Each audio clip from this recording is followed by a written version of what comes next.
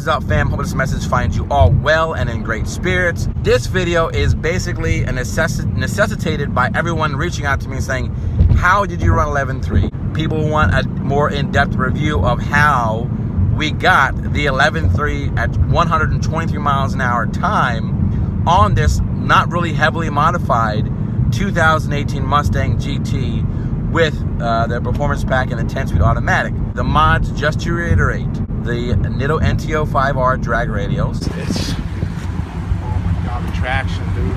Yeah, once we get to the track, your first burnout, we'll take that. That's 305 meat for you. Yep. We have the Steeda Stop the Hop kit. Got the Steeda into the subframe bushings, so that will stop it from breaking loose. The quality, it's got a good weight to it. I'll put links in the description of all the mods, by the way. JLT colder intake.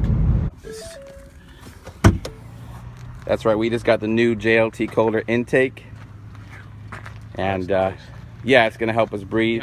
Amazing E85 tune from Rob Shoemaker of Palm Beach Dyno.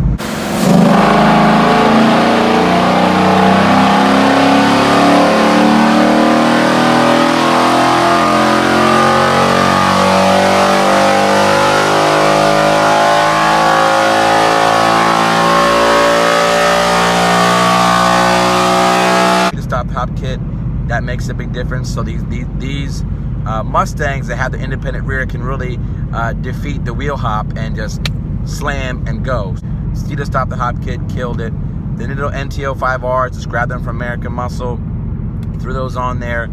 Another caveat about the Nitto NTO5Rs, it's recommended that you use a 19 by 10 inch rim. I have put them on the 19 by 9.5 rim that comes standard with the performance pack wheel.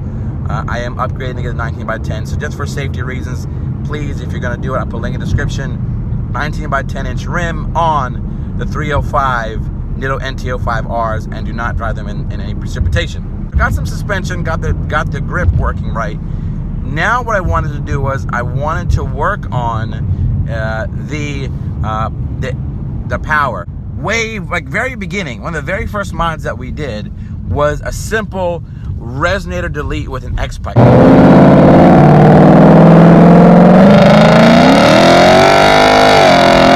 Definitely go and get the X pipe.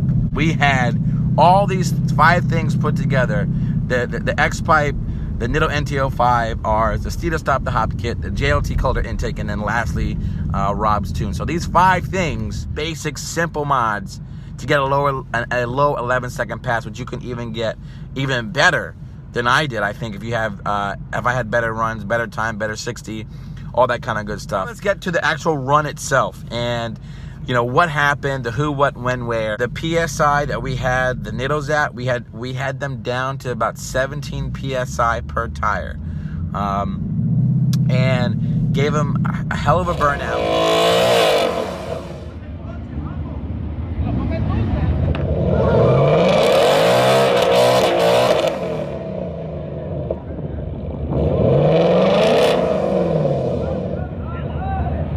Comments were correct. Don't stop, but you roll out of your burnout, because I was having trouble with the line lock feature that day. I don't know if you have any trouble with that, but sometimes the line lock feature faults when I use it. Sometimes I don't use it, so I'm still learning how that's finicky. That's my one kind of complaint. The line lock feature is great when it works, but sometimes it just test canceled or faults. I don't know. I do a little bit of a fake out right before I get to the tree. I kind of punch it real quick just to see how it, how it's sticking, how it grabs.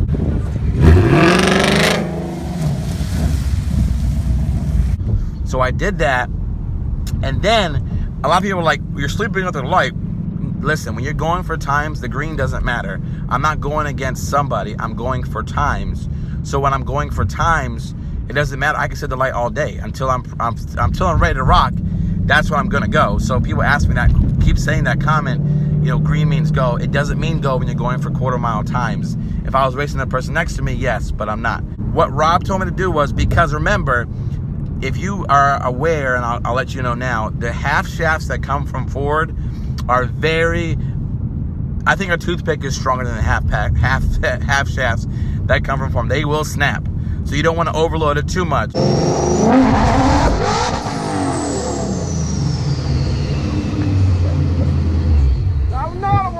So here's the half shaft that broke, as you can see. It was a clean break. So what I did was I let off at 1500 RPM, put the brake on, got the RPM up to about 1500 RPM, and then when I felt it was right where it needed to be, I just hit the gas, let off the brake, and I was out. And you're gone. Like, I never cut a 1760 ever. To do that on the drag radios, you know, this is also another important, this is not a drag pack. These aren't welds. You know, this is not a dedicated drag pack. This is just simple, slap on some tires and the stock rims and you're cutting a 1760. I could have done a 1660, I feel like. But these are crazy numbers if you really think about it. Also, if you're a newbie to the drag strip, I'm learning with you guys, so I'm sharing with you how to get better. And all the people that are saying you don't know how to drive at a drag strip, you got to think about this.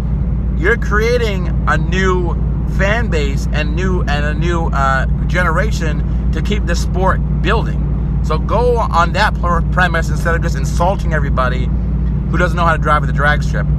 It's not just going straight. There's a whole sport and technique to it, and it's our responsibility to encourage people and help them get better as they learn. So anyways, got the PSI, dusted them off, got the tires right, had a grip, led to 1500 RPM, and was out. But wanted to tell you also about something that happened. If you hear it, and I'll cut to the clip now.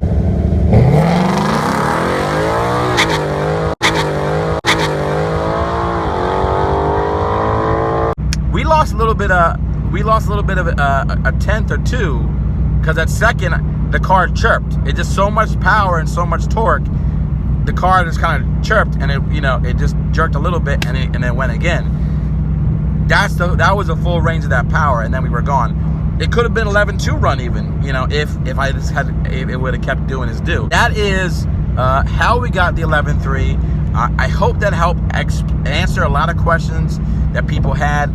Again, I'll put a link in the description for all the mods, all the videos. I would have put cards up if you want to see, the different installs, the different things we did. But this is simple stuff. With these 5 simple mods, you can do it too, and it's so much fun. There's just some bonus coverage. A lot of people ask me, like, how does a car drive, like, because this is a daily driver with the mods and everything else. Just to quickly go over, smooth. I mean, the tune is not jerky. The air intake doesn't sound obnoxious. The steer stop hop kit doesn't make any noise. It's quiet. Everything is docile. And then when you flick it into drag mode or put it into sport, it's on. The black mamba wakes up and is ready to bite. And then also, lastly, some questions about the E85 that I wanted to quickly touch base with. So we got the E85 fuel. We got it for safekeeping.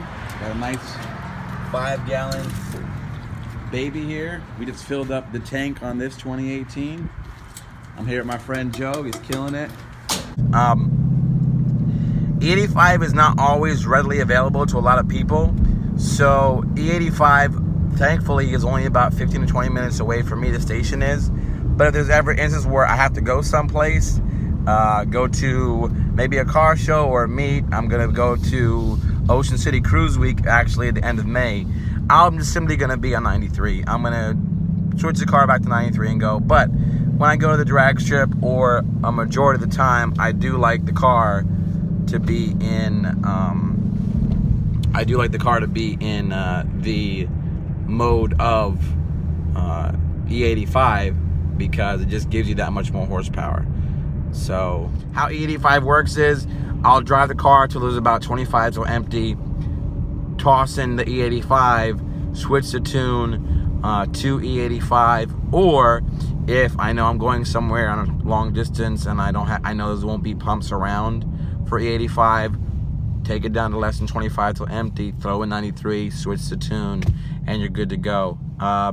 Also, the MPGs right now, I'm averaging about 18.5, 18.4. Hasn't changed with much. I I'm docile, but I do beat on it when I want to. So not bad at all. All right, y'all. It never ends. Peace.